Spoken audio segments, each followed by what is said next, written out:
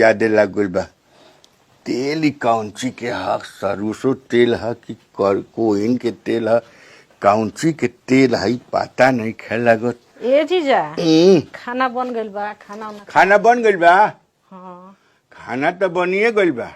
तनी सोचनी है कि तेल मल ली। ए बाबू जानता तेलवा बहुत चट चट करता है, कौनची कोइन के तेल है का?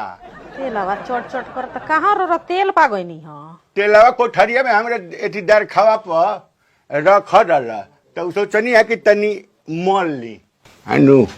ए भाई हाँ ए महाराज जी त इरो देखो त निका ह का तेले अनु।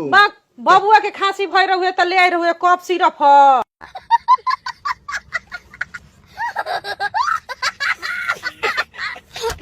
कब सिरप है?